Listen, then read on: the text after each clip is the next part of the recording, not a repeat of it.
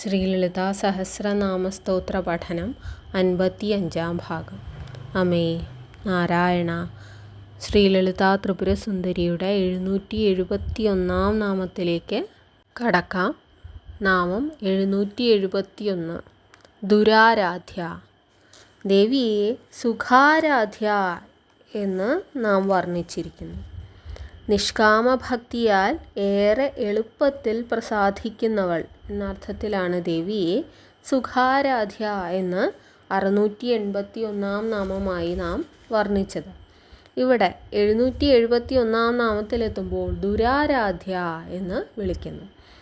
അതായത് സ്ഥിരമായ അചഞ്ചലമായ ഭക്തിയോടെ അല്ലാതെ നേടിയെടുക്കാൻ ഏറ്റവും ദുഷ്കരമായതെന്തോ അതാണ് ദേവി ലളിതാംബിക. ഇന്ദ്രിയങ്ങളെയും മനസ്സിനെയും നിയന്ത്രിക്കാത്തവർക്ക് ആരാധിക്കാൻ എത്തിച്ചേരാൻ ബുദ്ധിമുട്ടുള്ള ദേവിയുടെ പാദാരവിന്ദങ്ങൾ. 772-ാം നാമം. ദുരാദർശ. ഒന്നിനാലും നിയന്ത്രിക്കപ്പെടാൻ സാധിക്കാത്തവൾ, നിയന്ത്രണാതീതയായ ദേവി ലളിതാംബിക. നിഷ്കാമഭക്തിയാൽ മാത്രം നിയന്ത്രിക്കാൻ സാധിക്കുന്ന ദേവി ലളിതാംബിക. ആഗ്രഹനിവർത്തിക്കായുള്ള സ്വാർത്ഥമായിട്ടുള്ള പ്രാർത്ഥനകൾക്ക് ചെവി കൊടുക്കാത്ത ദേവി. 773. പാടലി കുസുമപ്രിയ. ദേവിക്ക് പ്രിയമുള്ള പുഷ്പങ്ങൾ. കാദംബരി പുഷ്പം ദേവിക്ക് ഇഷ്ടമാണ്. മാതള പൂവ് ദേവിക്ക് ഇഷ്ടമാണ് എന്ന് പറഞ്ഞു. ജപാപുഷ്പം, ചെമ്പരത്തിപ്പൂക്കൾ ദേവിക്ക് ഇഷ്ടമാണെന്ന് പറഞ്ഞു. ഇപ്പോൾ പറയുന്നു ദേവിക്ക് പാടലി പുഷ്പം ഏറെ പ്രിയമാണെന്ന്. പാടലി പുഷ്പം ഇന്ത്യൻ മിത്തോളജിയുടെ ഒരു വലിയ ഭാഗം തന്നെയാണ്. പാടലി പുഷ്പങ്ങൾ നിറഞ്ഞ, പാടലി വൃക്ഷം നിറഞ്ഞു നിൽക്കുന്ന സ്ഥലമായതിനാലാണ് പാടലീപുത്രം എന്നുള്ള പേര് തന്നെ പാട്നയ്ക്ക് കിട്ടിയതെന്ന് പറയുന്നു. എന്തുകൊണ്ടായിരിക്കും ദേവിക്ക് പാടലി പുഷ്പത്തോടൊരു പ്രത്യേക പ്രിയം എന്നുള്ളതിനൊരു വ്യക്തമായ കാരണം വായിച്ച് കണ്ടെത്താനായിട്ട് എനിക്ക് സാധിച്ചില്ല.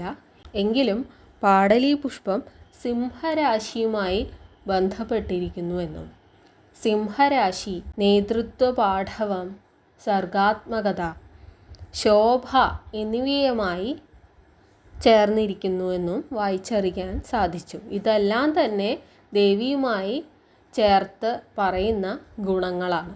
ഈ ഗുണങ്ങളെ പ്രതിനിധീകരിക്കുന്ന എന്തെങ്കിലും പാടലി പുഷ്പവുമായി ചേർന്ന് നിൽക്കുന്നു എന്നാണ് ഞാൻ മനസ്സിലാക്കുന്നത്. 774-ാം നാമം. മഹതി. മഹത്തായത്, ഏറ്റവും ശ്രേഷ്ഠമായത്, വിശേഷപ്പെട്ടത് എന്നുള്ള അർത്ഥത്തിലാണ് മഹതി എന്ന് വിളിക്കുന്നത്. ഇപ്പോൾ ഉപനിഷത്തുകളിൽ മഹതോ മഹിയാൻ എന്ന് ബ്രഹ്മത്തെ വിശേഷിപ്പിക്കുന്നു.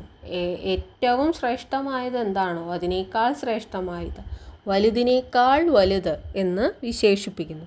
എല്ലാ ചരാചരങ്ങളിലും കാണുന്ന സാന്നിധ്യമായതിനാലാണ് വാഗ്ദേവിമാർ ദേവിയെ മഹതി എന്ന് വിളിക്കുന്നത് എന്നും ഒരു വ്യാഖ്യാനമുണ്ട്. 775-ാം നാമം. മേരുനിലയ. ദേവി സുമേരു പർവ്വതത്തിൽ വസിക്കുന്നവളാണ് എന്ന് പറയുകയുണ്ടായിട്ടുണ്ട്. ഇനി സുഷുമ്ന നാഡിക്ക്, നമ്മുടെ സ്പൈനൽ കോഡിൻ്റെ മറ്റൊരു പേരാണത്രേ മേരു എന്ന് പറയുന്നത്.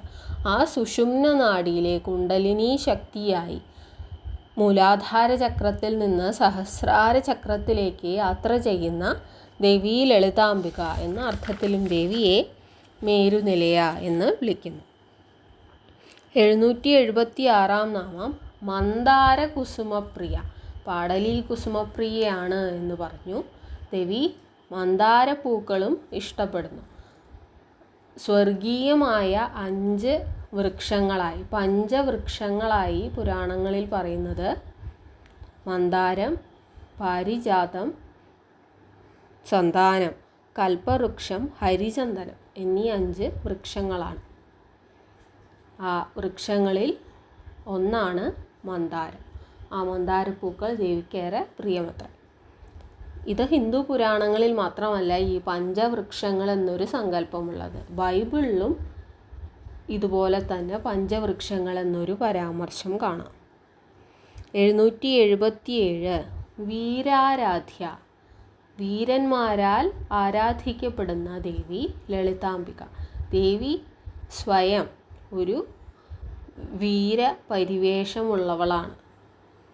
വലിയ യുദ്ധസന്നാഹങ്ങൾ അണിനിരത്തുന്ന, വലിയ യുദ്ധങ്ങൾക്ക് നേതൃത്വം നൽകുന്ന ദേവി ലളിതാംബിക.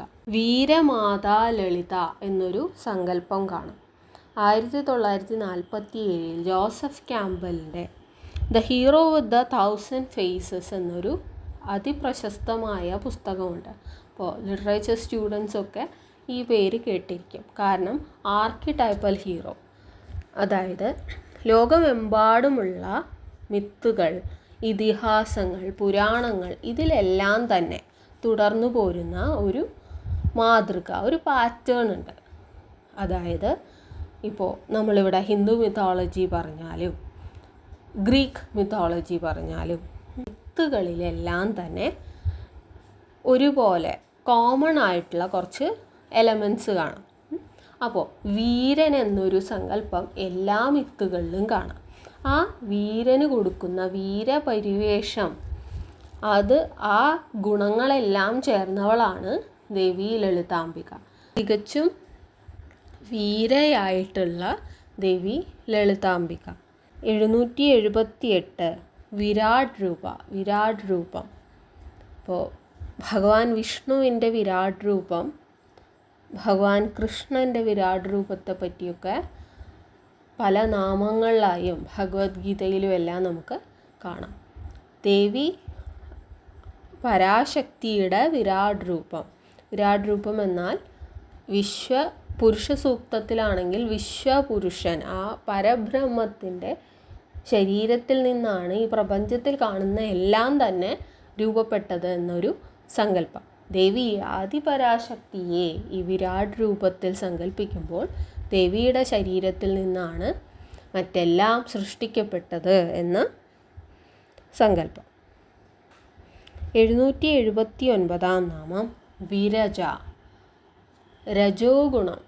പലപ്പോഴും കാമക്രോധാദികൾ, ആഗ്രഹങ്ങൾ, ഉത്കണ്ഠ ഇതിനോടൊക്കെ ചേർത്താണ് രജോ ഗുണത്തെപ്പറ്റി പറയാറ്. ഈ വിധം കലർപ്പില്ലാത്ത, കറകൾ തീണ്ടാത്ത ദേവി, അതിനാലാണ് ദേവിയെ വിരജ എന്ന് വിളിക്കുന്നത്. 780 നാമം വിശ്വതോമുഖി. ഇന്ന് പ്രപഞ്ചത്തിൽ കാണുന്ന സകലത്തിനും ദേവിയുടെ മുഖമാണ്. ഇങ്ങനെ ഒരു ചിന്തയുള്ളത് പലരോടുമുള്ള വെറുപ്പും വിദ്വേഷവും ഒക്കെ ഇല്ലാതാവാനായിട്ട് തീർച്ചയായിട്ടും സഹായിക്കും. ദേവി വിരാട് സ്വരൂപയാണ്, ദേവിയുടെ ശരീരത്തിൽ നിന്നാണ് സകലതും ജനിക്കുന്നത് എന്ന് പറഞ്ഞു. ദേവി ഈ പ്രപഞ്ചത്തിൻ്റെ മുഖം തന്നെയാണ്. പ്രപഞ്ചത്തിൽ കാണുന്നതിനെല്ലാം തന്നെ ദേവിയുടെ മുഖമാണ് എന്നർത്ഥത്തിലാണ് വിശ്വതോമുഖി എന്ന് ദേവിയെ വർണ്ണിക്കുന്നത്.